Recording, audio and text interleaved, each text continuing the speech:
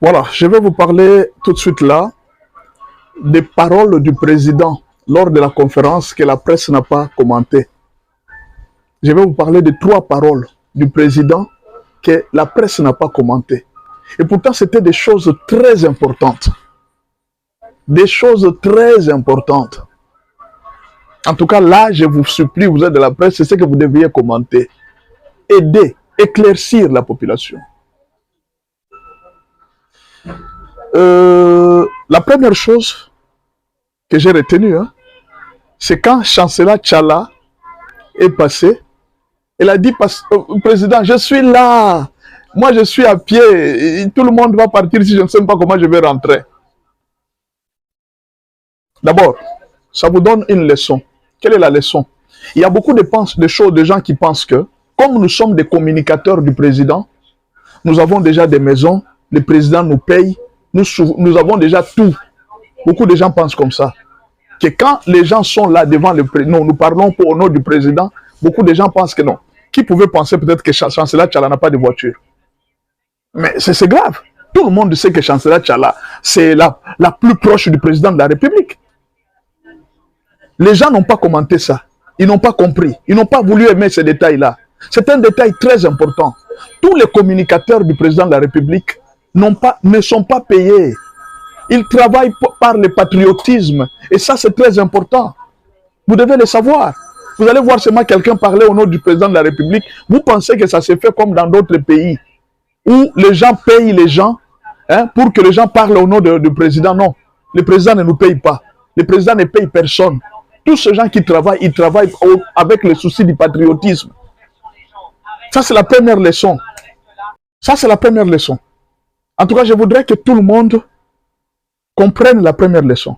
Quand vous voyez les gens parler, me voyez moi parler, ne croyez pas que le président nous paye, non. Moi, je ne connais pas, je ne connais personne à la présidence.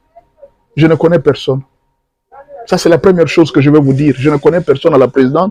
Je n'ai jamais été avec le président. Le président ne m'a jamais appelé. Personne de la présidence ne m'a jamais appelé. Vous devez savoir que même Chancellor que vous voyez là, elle a dit, elle est à pied. Tout le monde va rentrer, monsieur le président. Moi, je n'ai pas de voiture. Le président a dit, ah, la réponse du président, je vais aussi commenter un peu. Le président a dit, ah, Chancellor,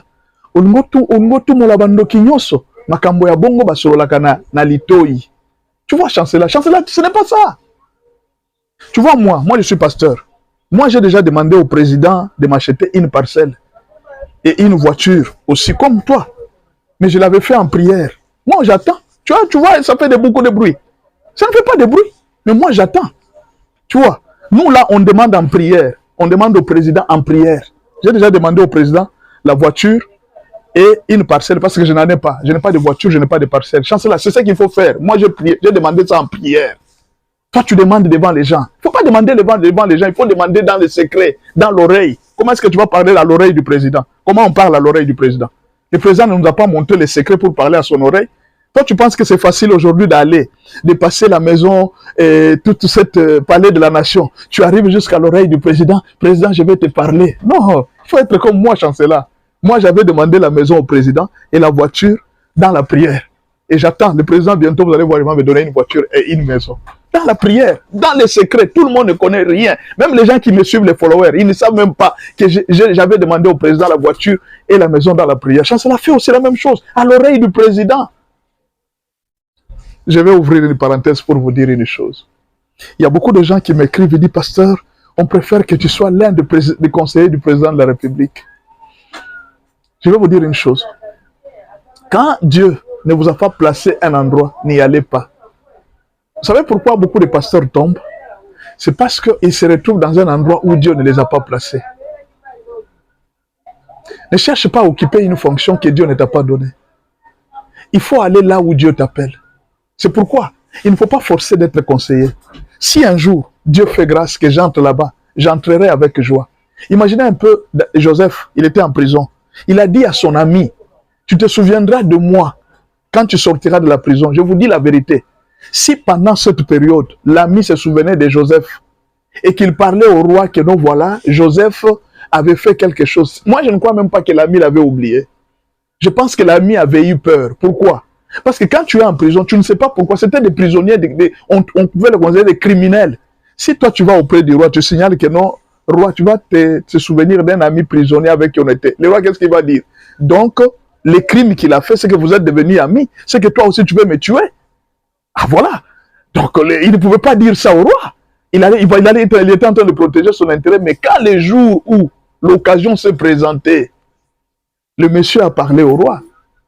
Et Joseph est arrivé et on l'a nommé Premier ministre. Si son ami le faisait sortir avant le temps, Joseph n'allait pas être Premier ministre.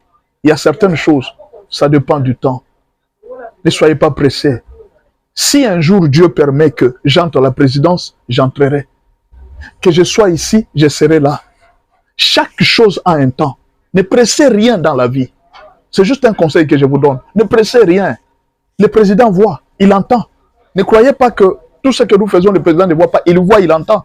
Chaque chose a son temps. Les jours où je pourrais vous expliquer les choses qui se passent à la présidence, mon frère, tu n'auras pas envie d'aller à la présidence. Il y a des gens qui se cherchent. Il y a des gens qui font des fétiches. Il y a des gens qui cherchent une position. Il y a des gens qui s'entretuent. Il y a des gens qui sont en train de... Non, mais c'est grave à la présidence, là où vous voyez. C'est plus qu'à la RTNC. Si vous n'êtes pas fort, on va vous tuer avant le temps. Attendez, ne soyez pas pressés. Même si vous êtes communicateur du chef de l'État, la bénédiction dépend de Dieu. Ne forcez rien. Attendez le moment. Si aujourd'hui le président ne vous a pas vu, un jour il vous verra. Si un jour, la bénédiction vient de Dieu, ce n'est pas moi de forcer que le président me voie. Non, je n'ai pas besoin de ça. Moi, je travaille pour la nation. Si un jour Dieu permet que je sois béni par le président, il me bénira. Si Dieu permet que ce soit une autre personne comme toi, peut-être que toi tu es là. Toi tu ne sais pas que c'est toi que Dieu a envoyé pour me bénir. C'est toi qui penses que c'est le président qui doit me bénir. Même toi, Dieu peut t'utiliser pour me bénir plus que le président. Toi tu ne sais pas. N'enviez rien sur la terre. Dieu connaît votre moment, il connaît votre temps. Ne forcez rien sur la terre. Ça c'est la première chose. Soyez discret. Même si Dieu vous bénit, même si Dieu vous donne, même si un jour le président vous appelait et vous donnait, le président a dit un secret et faites le plus possible d'être le plus discret possible. Beaucoup de gens ne sont pas discrets. Le président peut t'appeler et te bénir. Ne montre pas aux gens que moi j'ai été avec le président. Il y a même des gens qui commettent des erreurs. Il affiche la photo avec le président. Le seul conseil que je vous donne, si on vous bénit en secret, vivez aussi en secret. Les jours où on va vous nommer en public, ça sera une nomination. Tant que vous n'avez pas la nomination, le président vous a appelé en secret. Vivez aussi en secret. Faites comme si vous n'avez jamais rencontré le président. C'est ce que le président voulait dire. Il y a des choses qui doivent se passer en secret. Parce que pendant ce temps, si Chancellor demande une voiture, la fois prochaine qu'on nous verra Chancellor avec une voiture, nous dirons que c'est le président qui lui a donné. Et nous autres, nous allons dire quoi? Nous tous, nous communiquons pour le chef de l'État. Comment il ne donne qu'à Chancellor la voiture? Ça sera encore un autre problème. Le deuxième problème que j'ai remarqué, et ça, que ce soit les gens de Fali et les gens de Ferré, ils n'ont pas compris. Le président a dit que non, il a félicité Fali. Les gens de Ferré se sont fâchés. Oh non, ils ne pouvaient pas féliciter Fali. Ferré aussi avait fait, pourquoi on ne l'avait pas félicité? Il faut faire très attention. Chaque fois qu'on bénit quelqu'un, vous devez chercher à être content. Si le président commence à se souvenir des musiciens, c'est-à-dire que demain, on se souviendra de tous les musiciens. C'est un premier pas. Dans le temps, la musique était considérée comme des voyous. Les musiciens étaient considérés comme des voyous. Aujourd'hui, les musiciens commencent à être reçus, même au niveau de la présidence. C'est un départ. Si aujourd'hui on a béni Fali, demain ça sera Ferré, demain ça sera une autre personne. Et je ne crois même pas que Ferré lui-même est en train de regretter parce que le président a félicité Fali. Je ne crois pas. C'est seulement peut-être vous. Vous savez, imaginez que vous commencez le bruit. Eh, pas Fali, pas Fali, pas Fali. Pourquoi le président ne fait que Fali? Le président va arrêter. Il dira dans ce cas-là, on n'aidera plus personne. Qu'est-ce que vous allez faire? Vous avez fait rater la bénédiction à tous les musiciens qui viendront même après. Soyez content quand votre ami est béni. Soyez content quand vous voyez les joueurs être bénis. Regardez les journalistes. Ils ont beaucoup critiqué. Hein? On a donné des jeeps aux joueurs. D'accord. Mais quand ça sera votre tour, le président va dire non, je ne vais pas leur donner des jeeps. Ils vont beaucoup parler.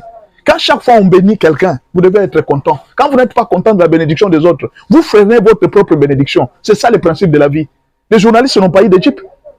Pourquoi? Ils parlent beaucoup. Ils n'ont pas de secrets. Ils critiquent tout.